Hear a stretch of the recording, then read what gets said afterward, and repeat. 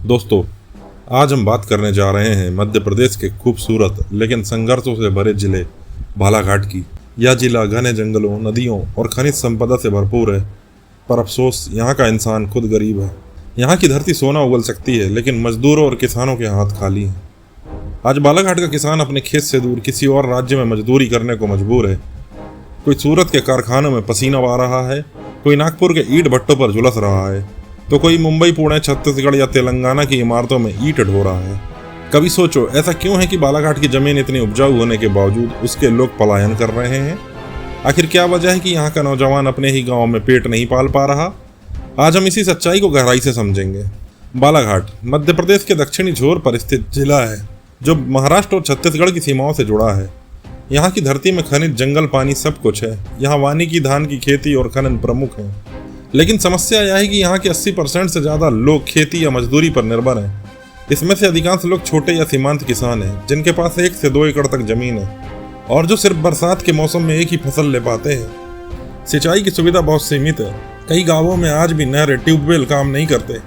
पानी सिर्फ बरसात के भरोसे है। मगर बारिश अच्छी हुई तो धान निकलता है, अगर बारिश नहीं हुई तो पूरा साल सूखा और कर्ज में बीत जाता है। यही कारण है कि फसल खत्म होते ही गांव का आधा हिस्सा मजदूरी की तलाश में बाहर चला जाता है। अब जरा सोचिए, जिस बालाघाट में बैनगंगा जैसी बड़ी नदी बहती है, वहाँ के किसान सिंचाई के लिए आसमान की ओर क्यों देखते हैं? क्योंकि यहाँ की नदियों पर कोई बड़े बांध या सिंचाई परियोजना नहीं बनी। छोटे तालाब और नाले हैं, लेकिन वो बरसात के बाद सूख जाते हैं। कई गांवों में कुएं और बोरवेल सूख चुके हैं। धान की खेती यहाँ का मुख्य सहारा है, पर धान की खेती में मेहनत बहुत और आमदनी बहुत कम है। सरकारी खरीद केंद्रों पर समय से भुगतान नहीं मिलता। कभी तौलने में गड़बड़ी होती है तो कभी मंडी तक पहुंचने में खर्च ज्यादा लग जाता है। किसान को धान का भाव तो मिलता है, पर उसका पसीना, उसका श्रम, उसका पूरा साल कोई नहीं गिनता। बालाघाट में सिंचाई की समस्या हर गांव की कहानी है। सरकारी योजनाएं तो बहुत आई, प्रधानमंत्री कृषि सिंचाई योजना, कृषक जल योजना, जल जीवन मिशन वगैरह वगैरह, पर असलियत यह है कि कागज में बनी ये योजनाएं गांव तक पहुंचते पहुंचते दम तोड़ देती हैं। कई किसान को सिंचाई पंप का लाभ मिलता ही नहीं। कुछ को मिला तो बिजली नहीं मिली। जहां मोटर लगी वहां पाइप फट गया। कहीं तालाब खुदवाया गया तो साल भर में सूख गया। नतीजा यह कि किसान फिर से बरसात पर निर्भर रह गया और जैसे ही धान की कटाई खत्म होती है, पूरा गाँव सूरत, नागपुर, भंडारा, रायपुर, दुर्ग, पुणे, हैदराबाद की ओर निकल पड़ता है। अब जरा उन मजदूरों की कहानी सुनिए जो हर साल धान की कटाई के बाद घर छोड़ते हैं। सुबह होते ही बसें, ट्रक, जीप भर जाती है। कोई बोरी में कपड़े रखता है, कोई थैले में सूखा अनाज, और निकल पड़ते हैं सैकड़ों किलोमीटर दूर अजनबी शहरों की तरफ। कोई नागपुर के मेट्रो प्रोजेक्ट में मजदूरी करता है, कोई सूरत के कपड़ा मिलों में काम करता है, कोई भिलाई के स्टील प्लांट में ठेके पर लगा होता है, तो कोई मुंबई के कंस्ट्रक्शन साइट पर सीमेंट और ईंट उठाता है। दिन में 12 से 14 घंटे काम, रात में झुग्गियों में नींद और घर की यादों के साथ एक ही सपना कि कुछ पैसे जमा करके गाँव लौटेंगे। पर जब लौटते हैं तो फिर से वही खाली खेत, वही टूटी नहरें और बेरोजगारी उनका इंतजार कर रही होती है। बालाघाट के बहुत से गांव ऐसे हैं जहां सिर्फ बूढ़े और बच्चे रह गए हैं। मध्य आयु का हर आदमी या तो बाहर मजदूरी कर रहा है या साल में 2-3 महीने के लिए ही आता है। बूढ़े खेतों की रखवाली करते हैं, बच्चे स्कूल और घर संभालते हैं। कई बार तो पूरा परिवार मजदूरी के लिए निकल जाता है। बच्चे भी पढ़ाई छोड़कर साथ जाने लगते हैं। यानी पलायन ने बालाघाट के सामाजिक ढांचे को भी तोड़ दिया है। अब गांवों में पहले जैसी रौनक नहीं, न त्योहारों में भीड़ है, न खेत में गीत है, बस सन्नाटा और उम्मीद है। अब सवाल है, क्या बाहर जाकर बालाघाट के मजदूर अमीर हो जाते हैं? नहीं भाई, हकीकत कुछ और है। वहाँ उन्हें कम मजदूरी, लंबा काम और असुरक्षित जीवन मिलता है। कई बार ठेकेदार पैसे मार लेते हैं, कई बार दुर्घटनाएं हो जाती हैं और घर वालों को सिर्फ खबर मिलती है कि वो अब नहीं रहे। किसी के पास बीमा नहीं, ना कोई स्थायी काम। जो दिन काम किया बस उसी दिन की रोटी मिली। बीमारी हो जाए तो सारा कमाया पैसा अस्पताल में चला जाता है। ऐसे में मजदूर साल भर की कमाई से मुश्किल से घर की जरूरतें पूरी कर पाता है। चलो अब जानते हैं वो असली कारण जिनसे ये पलायन बढ़ा। पहला कारण है सिंचाई की कमी, बारिश पर निर्भर खेती है। दूसरा कारण है एक फसल प्रणाली, साल में केवल एक फसल होती है, बाकी समय बेरोजगारी।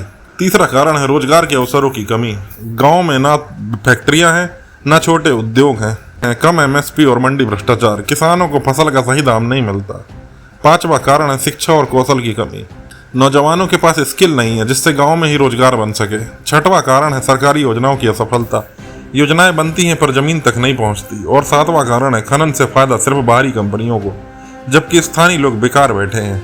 अब सवाल उठता है, इस पलायन को कैसे रोका जाए? यहाँ कुछ जरूरी कदम है जिन्हें लागू किया जा सकता है। हर गांव में सिंचाई व्यवस्था विकसित की जाए, नहरें, तालाब, चेक डैम, ग्रामीण उद्योग बढ़ाए जाएं, जैसे चावल mill, food processing, herbal products. Skill development centre खोले जाएं ताकि युवा स्थानीय काम सीख सकें। सरकारी खरीद और भुगतान प्रणाली पारदर्शी बने। महिला स्व सहायता समूहों को प्रोत्साहित किया जाए ताकि परिवारों की आमदनी बढ़े। खदानों और जंगलों से मिलने वाले राजस्व का कुछ हिस्सा स्थानीय विकास में लगे। गांवों में रोजगार मिशन बनाकर युवकों को खेती से जोड़ना। बालाघाट के कुछ गांव ऐसे भी हैं जहां लोगों ने मिलकर बदलाव लाया है। जैसे कुछ जगहों पर ड्रिप इरिगेशन से किसान साल भर सब्जियां उगा रहे हैं। कुछ जगह मछली पालन और मुर्गी पालन से आमदनी बढ़ाई गई है। कहीं युवाओं ने मिलकर कृषक उत्पादक संगठन बनाया और अपने उत्पाद सीधे बेचने लगे। इन उदाहरणों से साफ है, अगर इच्छा हो तो बालाघाट में भी रोजगार पैदा किया जा सकता है। बस जरूरत है सही दिशा और सरकारी समर्थन की। दोस्तों, बालाघाट के मजदूर और किसान किसी भी चीज में पीछे नहीं है। उनमें मेहनत है, हिम्मत है और जीने की जिद है। लेकिन क्या ये न्याय है कि जिस मिट्टी ने उन्हें जन्म दिया वहीं की धरती उन्हें पेट भरने का मौका ना दे? क्या ये सही है कि जिस जमीन पर वे सदियों से खेती कर रहे हैं उसे छोड़कर किसी और शहर की धूल में मजदूरी करें? अगर हम सच में विकास चाहते हैं तो हमें आंकड़ों से नहीं, गांव के लोगों की हकीकत से सीखना होगा। बालाघाट का विकास तभी होगा जब उसका किसान अपने खेत में, उसका मजदूर अपने गांव में और उसका नौजवान अपनी मिट्टी में रोजगार पाएगा। बालाघाट के पलायन की कहानी एक चेतावनी है कि अगर गांवों में विकास नहीं हुआ तो शहर भी बोझ नहीं झेल पाएंगे। अब वक्त है सरकारी प्रशासन और समाज मिलकर बालाघाट को आत्मनिर्भर बनाए, क्योंकि अगर बालाघाट का किसान खुश होगा तो पूरा भारत मुस्कुराएगा।